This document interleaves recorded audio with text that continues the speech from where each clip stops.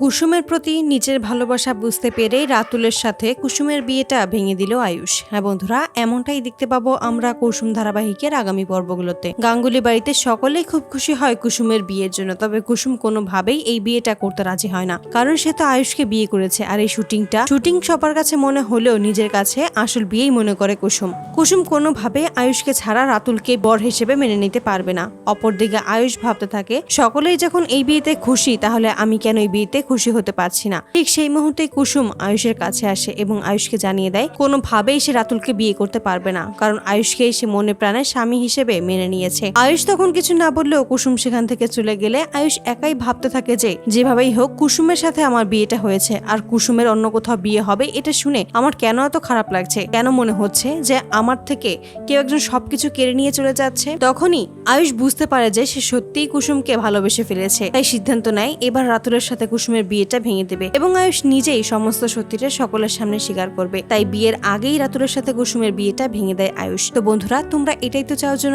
এভাবেই কুসুমের প্রতি ভালোবাসা বুঝতে পেরে রাতুলের সাথে কুসুমের বিয়েটা যেন ভেঙে দেয় আয়ুষ? কমেন্টে জানাও। আর নিয়মিত আপডেট পেতে আমাদের চ্যানেলটি এক্ষুনি সাবস্ক্রাইব করে পাশে থাকো। ধন্যবাদ।